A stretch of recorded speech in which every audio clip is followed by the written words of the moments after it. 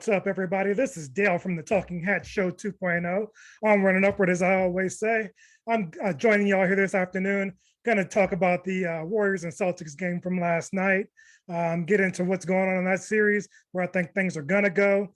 Then I'm going to touch on the Commanders training camp here, talk about the things I'm hearing out of camp, the videos I'm seeing, maybe talk about the Broncos a little bit. Haven't really heard too much coming out of there, and that might be a good thing. I'll get into that. Touch on the Avalanche, and then we've got Steven Strasburg pitching tonight for the Nationals. That's another thing I'll jump into before I wrap up here.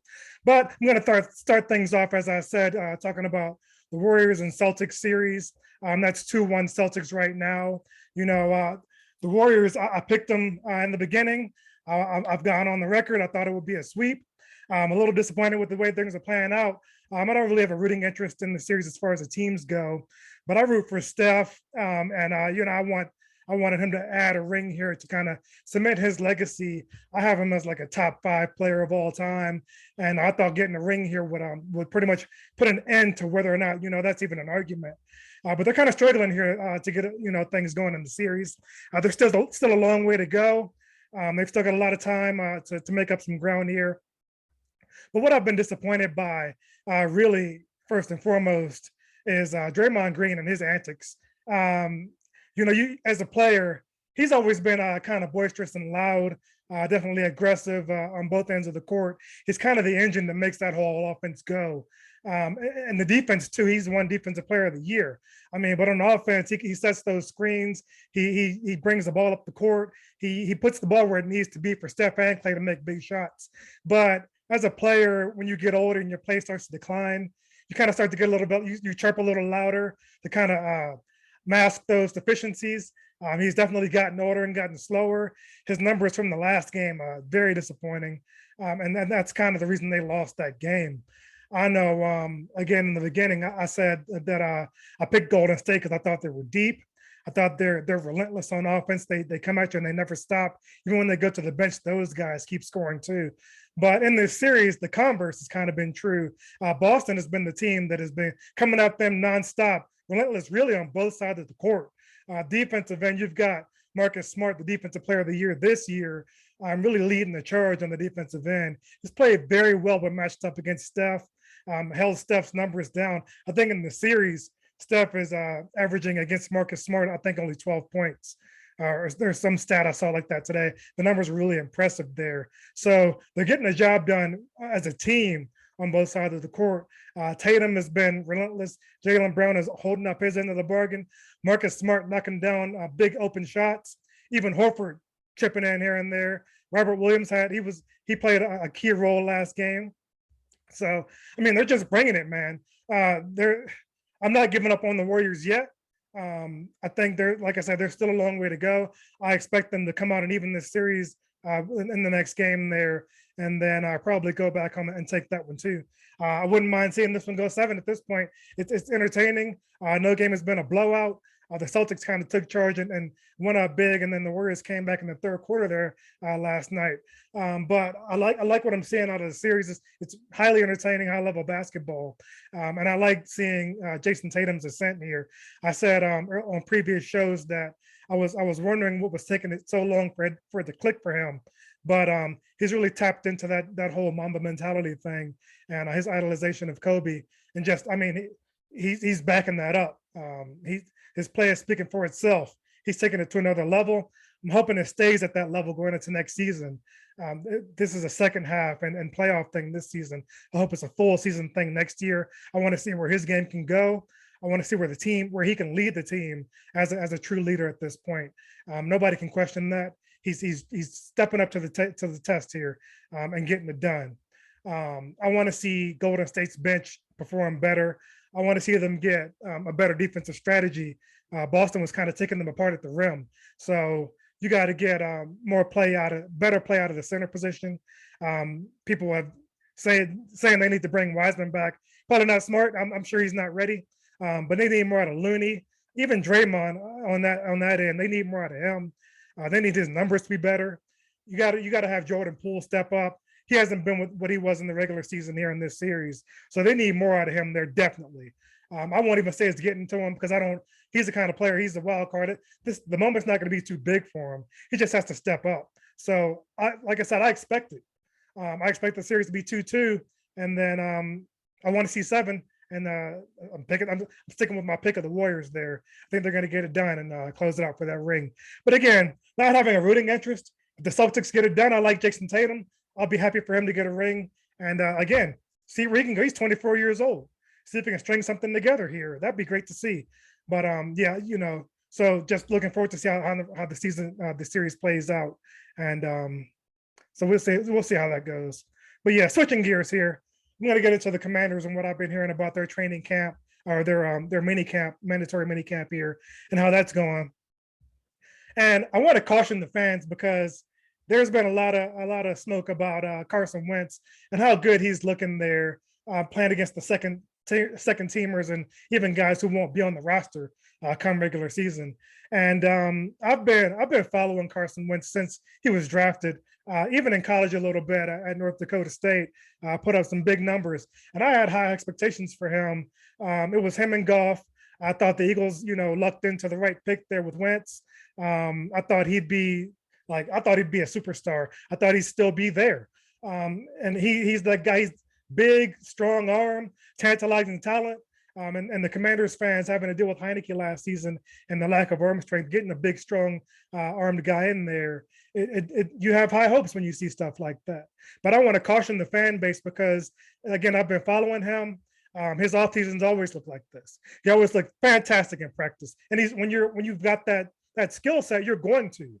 But things fall apart when the lights come on, when it's live, when the live bullets are flying. He's wilted in those big moments. He hasn't been a leader that he's needed to be. He'll put together, he'll have a few moments in games where it's like, wow, he blow you away. But then at the end of it, everything falls apart. He's out there throwing left-handed passes and things like that. So I've said before, I'm hoping he's reached that point where he's mature now. When you fail in a couple of spots, hopefully it humbles him. He said that nothing about him has changed. I'm hoping that's just lip service. I want to see big things out of him, especially with the weapons he has now. He's got McLaurin. I expect him to give that man a contract. He's earned it. He deserves it. You got to pay him. And then Dotson, who, I've been hearing nothing but rave reviews out of him. And I expected that. He looks like a crisp, clean, pure pass route runner. And he's got the great hands, too, to go with that.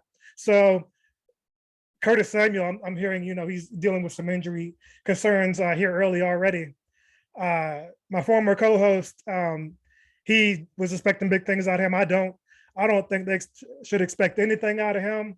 If you get anything, it can be bonus, but I think you need to go into the season expecting your two guys to be McLaurin and Dotson, and then whatever you get out of anybody else, like I said, it's bonus. But that with those two guys, strong weapons. You've got Logan Thomas at tight end too, strong. You've got Gibson out of the back. You've got Robinson in the backfield too. That's a nice 1-2 punch. The offensive line, you might have a little bit of I won't say letdown, but I don't expect them to be what they were last season, losing Sheriff. You bring back Leno, they're going to be fine. But Wentz, he can't be back there holding on to the ball, running around like a chicken with his head caught up like he has in the past. He's got to run the play. He's got to be a point guard, distribute to the playmakers, and then the offense can hum. This offense can really work. It can. But I can't be overly optimistic right now. Like I said, I've seen this before. I'd rather be surprised than disappointed. So I'm going to temper my expectations about them in that offense. As far as the defense, I haven't heard anything about them. Like I said, the offense is making plays against the second teamers, but I haven't heard anything about really the defense. Fuller had an interception in practice a couple of days ago. Outside of that, haven't heard anything, and it's hard to really gauge anything at this point without any real live contact. I'm hoping that quiet is a good thing. Again, they can be a surprise, sneak up on teams. It's hard when you've got a guy like Chase Young to sneak up on people. He's got a big name, but the play hasn't really lived up to that big name. So anxious to see what he can do coming off the injury. I want to see, the burst that everybody talks about. He hasn't brought it here at the NFL level. I'm hoping he's developed a move. Again, I'm tempering my expectations there. Can't be optimistic yet. I got to see something first. So as far as the team, I want to see them put together a nice run here going into training camp. I want to see them stay healthy.